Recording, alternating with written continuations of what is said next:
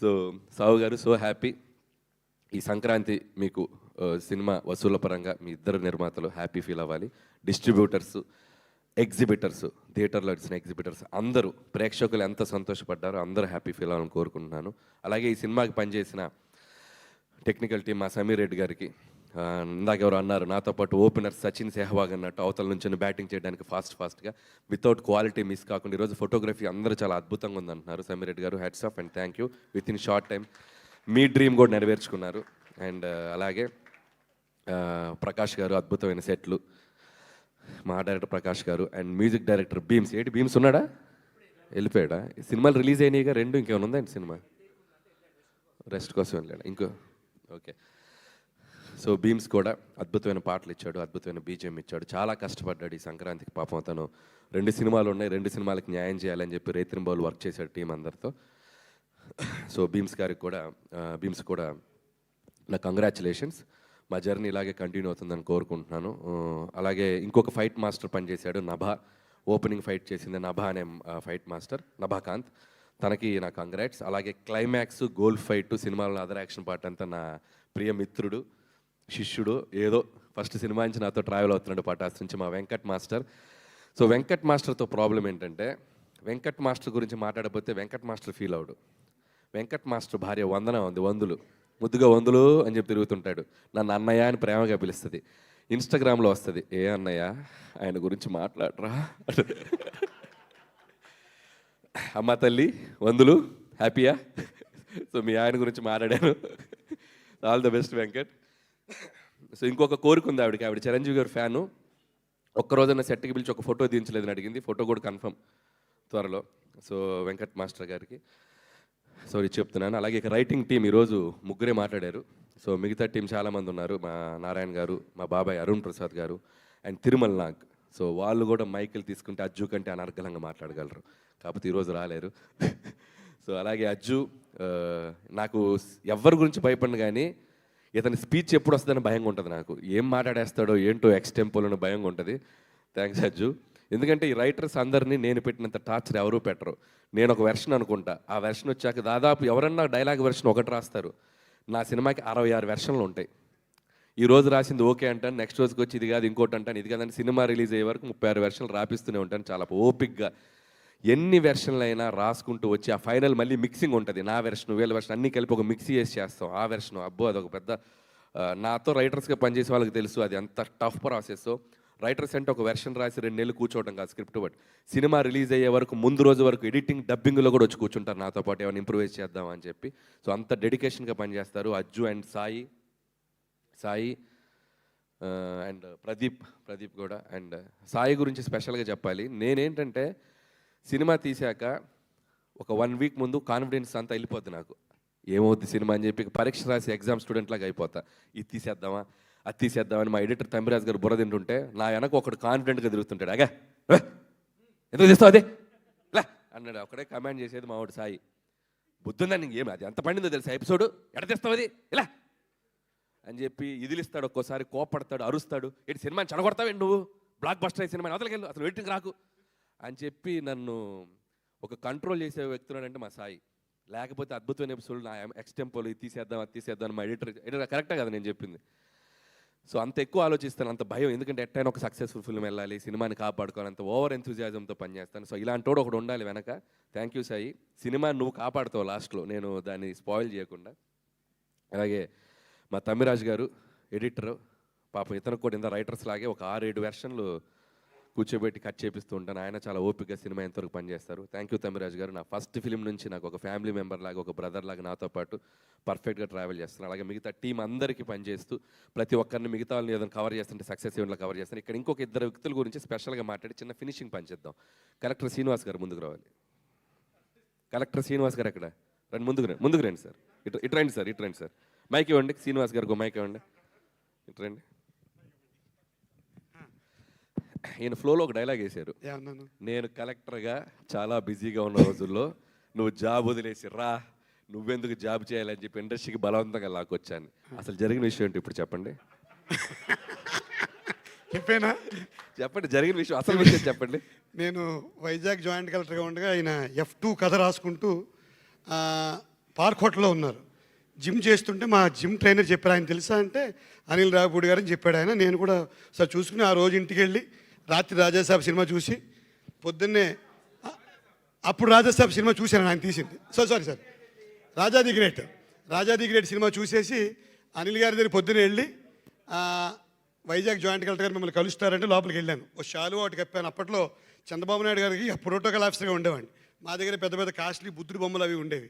అవన్నీ తీసుకెళ్ళి హంగామాగా వెళ్ళి ఒక శాలువా కప్పి అప్పటికి 4-5 సినిమాలు చేశానండి. నాకు ఒక చిన్న వేషం ఇప్పించండి సార్ అన్నాను. అంతేగాని నా ఉద్యోగం మానిపించడం ఏం లేదు. F2 హిట్ అవడం వలన నా అంతా నేనే బయటికి రావాల్సిన పరిస్థితి వచ్చింది. షాల్వా కప్పారు, ఒక అద్భుతమైన గిఫ్ట్ ఇచ్చి, అది గిఫ్ట్ అంటే షీల్డ్ ఇచ్చారు. ఆ తర్వాత శ్రీ లక్ష్మీనరసింహస్వామి సింహాచలం ఆలయంలో ప్రోటోకాల్ దర్శనం చేయించి మొత్తం ఒక చిన్న సెటప్ చేయించారు. ఒక చిన్న అద్భుతమైన సెటప్ జరిగాక అప్పుడు అతని మీదకి ఆయన మీదకి ఒక చూపు వెళ్ళి అప్పుడు F2లోకి వచ్చారు కదా. మరి జరిగిన స్టోరీ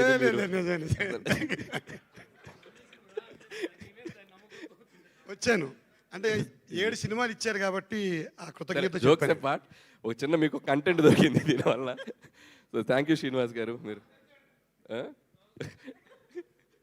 సో అలాగే చైల్డ్ ఆర్టిస్ట్ అందరూ చేశారు, ఇంకా సినిమాలు చాలామంది ఆర్టిస్ట్ అందరూ చేశారు. వాళ్ళు మిగతా వాళ్ళు రాని వాళ్ళు కూడా సక్సెస్ ఈవెంట్లో వచ్చి వాళ్ళు ఈ స్టేజ్ షేర్ చేసుకుని వాళ్ళ అభిప్రాయాలు చెప్తారు. అండ్ ఇంకొక వ్యక్తి మన శ్రీనివాస్ రెడ్డి, ఆనంద్ నా మంచి ఫ్రెండ్స్. సో అభినయ్, సో కొత్తగా క్యాథరిన్ గురించి చెప్పాలి. బీయింగ్ ఏ హీరోయిన్గా చేస్తూ కూడా ఈ సినిమాలో జ్వాల అనే పేరు పెట్టాక, ఎందుకంటే జ్వాల అంటే చంటబ్బాయిలో సుహాసిని గారు చేసిన పాత్ర. సో అది అందరికీ గుర్తు రావాలని ఒక హీరోయిన్గా చేస్తే ఎవరైనా బాగుంటుందని చెప్పి నేను క్యాథరిన్ అడిగాను.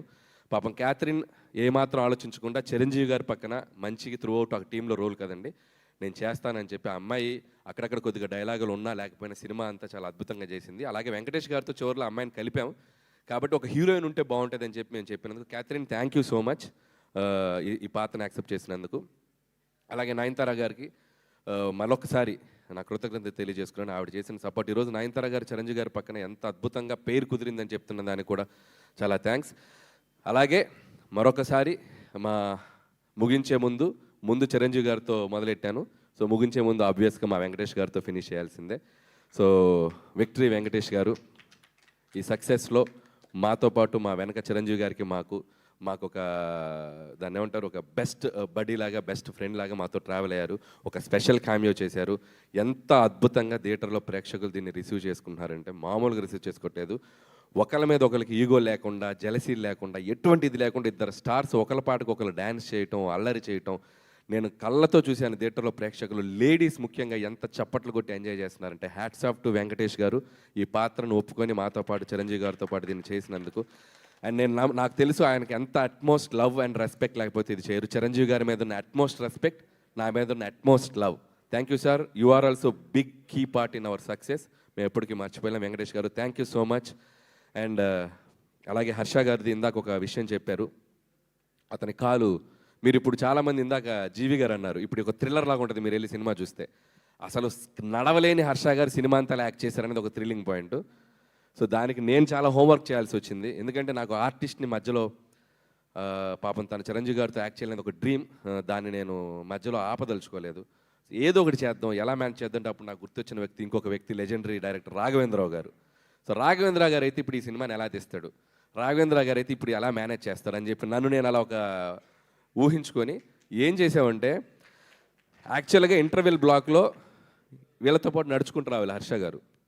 రాత్రి సీన్ మార్చేసా.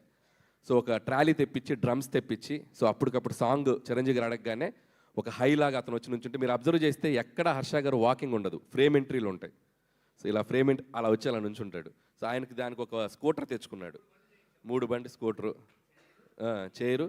ఈ స్కూటర్ మీద ఇలా వచ్చి అలా నుంచుంటారు. సో అలా చాలా క్లెవర్గా, స్మార్ట్గా ఏదో అక్కడక్కడ చేసాం. నుంచోబెట్టడం కూడా ఆ కాలు కనపడకుండా ఇద్దరి మధ్య ఓవర్లాప్లో నుంచోబెట్టడం. సో ఎందుకంటే ఒక ఆర్టిస్ట్ చిరంజీవి గారితో నటించాలని ఒక కళ ఉన్న ఆర్టిస్ట్ మధ్యలో అది ఆగిపోకూడదు. ఆ కష్టం ఏదో నేను పడతా. సో ఆడియన్స్కి ఆ డౌట్ రాకుండా చిన్న చిన్న జిమ్మిక్స్ చేసి ఈరోజు హర్షవర్ధన్ తన హ్యాపీగా తన నచ్చిన నటుడు, ఇష్టమైన నటుడితో యాక్ట్ చేసిన ఆ అనుభూతిని పొందారు. థ్యాంక్ యూ హర్ష గారు. అడిగాను మొత్తం నా గురించి మాట్లాడావు, బాస్ గురించి మాట్లాడవా అన్నాడు.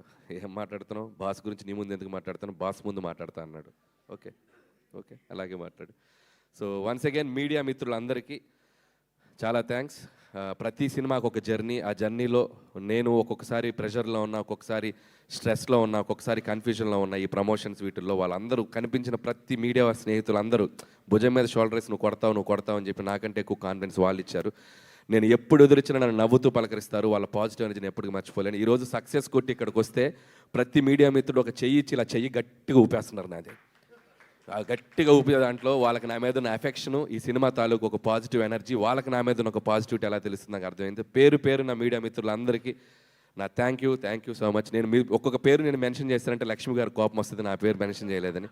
అందుకే నేను పేర్లు మెన్షన్ చేయట్లేదు, గ్రూప్గా మెన్షన్ చేస్తాను. లక్ష్మి గారు మీరు దాంట్లో ఉన్నట్టే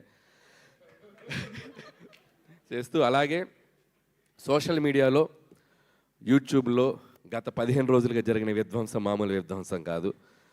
సో దొరకడా. సో గట్టిగా దొరికేసా. ఎవరికి దొరికాను? ప్రేక్షకులకు దొరికాను. వాళ్ళు టికెట్ పెట్టి ఈ సినిమాని చిరంజీవి గారిని మేము ఇలా చూడాలి, మా చిరంజీవి గారిని ఇలా సెలబ్రేట్ చేసుకోవాలి, సినిమాకి వెళ్ళి మేము ఎంటర్టైన్ అవ్వాలని ప్రేక్షకులందరికీ చాలా గట్టిగా దొరికాను. చాలా థ్యాంక్ యూ. ఈసారి కూడా ఈ సంక్రాంతి నాకు మళ్ళీ మెమరీస్ చేయండి, సెలబ్రేట్ చేయండి. మీమ్స్ ఫ్రెండ్స్ అందరూ వేసుకునే వాళ్ళు వేసుకోండి, పొగుడుకునే వాళ్ళు పొగుడుకోండి. నేను మాత్రం మీ మీమ్స్ చూస్తాను, నవ్వుకుంటాను, ఎంజాయ్ చేస్తాను. Thank you so much. Super Anil garu, thank you very much. Pre release ఈవెంట్లోనే మెగాస్టార్ మీకు ఆల్రెడీ గ్రీన్ ఫ్లాగ్ ఇచ్చేశారు నెక్స్ట్ కాంబినేషన్లో ఫుల్ ఫ్లెడ్జ్డ్ మూవీ చేయడానికి. సో మరి నెక్స్ట్ సంక్రాంతికి ఏమన్నా హ్యాష్ చిరు వెంకీ ఇంకా ఏం అనుకోలేదు. సో ఇప్పుడు ముందు ఈ సక్సెస్ ఎంజాయ్ చేయాలి. Okay. ఈ 10 రోజుల తర్వాత 15 రోజుల తర్వాత అసలు ఏంటనేది ఓకే. అయితే డెఫినెట్గా సెలబ్రేషన్స్లో హుక్ స్టెప్